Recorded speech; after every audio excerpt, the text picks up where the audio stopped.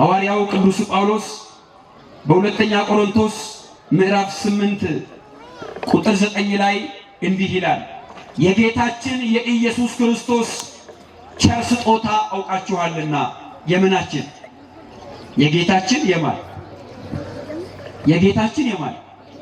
የጌታችን የኢየሱስ ክርስቶስን ቸር ስጦታ አውቃችኋልና ሀብታም ሲሆን አለ። ምን ሲሆን?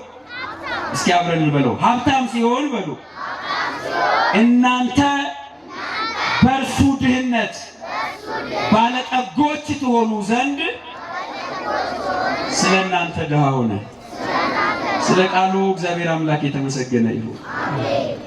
እርሱ ሀብታም ሲሆን ሁሉ ነገር የእርሱ የጸጋ ሁሉ ባለቤት እርሱ ሆኖ ሳለ ሁሉን በእጁ የያዘ ሆኖ ሳለ ምን ይላል? እናንተ በእርሱ ድህነት ባለጠጋ እንድትሆኑ። አያችሁ፣ በባህሪው ቅዱስ የሆነው እናንተ በኃጢአት ድሃ የሆናችሁ ከጽድቅ የተራቆታችሁ በእርሱ ድህነት ሰው በመሆኑ በመዋረዱ መከራ በመቀበሉ በእርሱ መከራ እናንተ ቅዱሳን እንድትሆኑ እናንተ ጻድቃን እንድትሆኑ ስለ እናንተ ድሃ ሆነ አለ። ስለ እናንተ ምን ሆነ? እኛን ባለጠጎች ሊያደርገን እርሱ ስለኛ ድሃ ሆነ። ኑቲ ቀቤሳ ከተኑ ወረከና ዋቀዮ ቀቡ ወረጆኑማ ዋቀዮ ቀቡ ወረሱገ ዋቀዮ ቀባቱ ወረኤበ ዋቀዮ ቀባቱ አከታኑ ዋየከኛ ፍየሰተኤ ሁበዳ ቆሮንቶስ ለመፋበቁና ሰደት ለኮስ ሰገለራት ቁልቁሉም ጳውሎስ አከል ጀዳ ጋሩማ ኢየሱስ ክርስቶስ ዳናመተኒ ቤቱ ዋንታተኒ ኢኒ ቀቤሰተ ወቶ ጅሩ ኢሲኒ ህዩማ ኢሳቲን ቀቤሰ ከታተኑ ዋየከሰኒ ፍየሰተ ይጀ እናንተ በእርሱ ድህነት ምን እንድትሆኑ ባለጸጋ እንድትሆኑ የአምላክ ሰው መሆን የእግዚአብሔር ወልድ ከድንግል ማርያም ከስጋዋ ስጋ ከነፍሷ ነፍስ ነስቶ መገለጡ ዓላማው እኮ ይሄ ነው።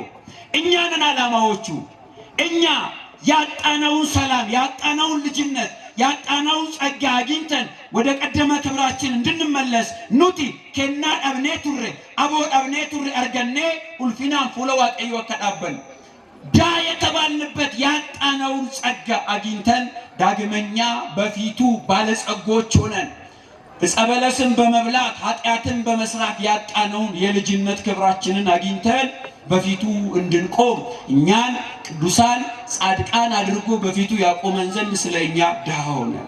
ስለኛ ምን ሆነ? ሰው በመሆኑ ቅድም ያነሳነው ሁለት ጉዳዮች አሉ። አዳም ወደ ቀደመ ክብሩ ለመመለስ አዳም ያጣውን ልጅነቱን እንዲያገኝ ያጣትን ገነት ድጋሚ ገብቶ እንዲኖርባት ስለ አዳም የግዴታ እውነተኛ ዘላለማዊ ሊቀ ካህን አስፈለገ። እውነተኛ መስዋዕት አስፈለገ።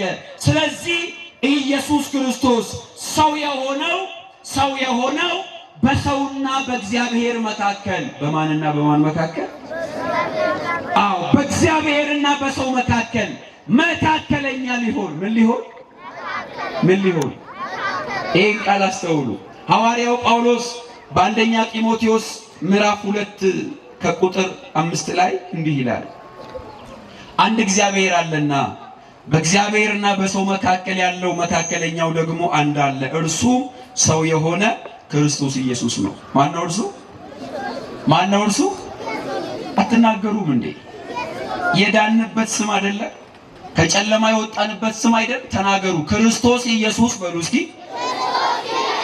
መካከለኛ የተባለው ምንድነው? መካከለኛ ማለት ከአብና ከመንፈስ ቅዱስ ጋር በሰማይ እግዚአብሔር ነው፣ አምላክ ነው፣ በዙፋኑ ላይ አለ።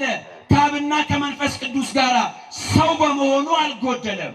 ሰው በመሆኑ ከዙፋኑ አልታጣም። አባ ሕርያቆስ በቅዳሴ ማርያም ላይ በላይ ሳይጎድል በታችም ሳይጨመር በማህፀን ተጸነሰ ብሎ እንደነገረ ከአብና ከመንፈስ ቅዱስ ጋር እግዚአብሔር ነው፣ በምድር ደግሞ ከኛ ጋር ሰው ነው። ከኛ ጋር ምንድነው?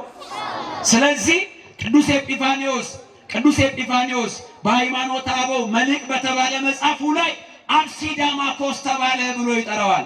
አብሲዳማኮስ ማለት ከሁለት አንድ የሆነ ማለት ነው። ከስንት አንድ የሆነ? ከሁለት ባህሪ አንድ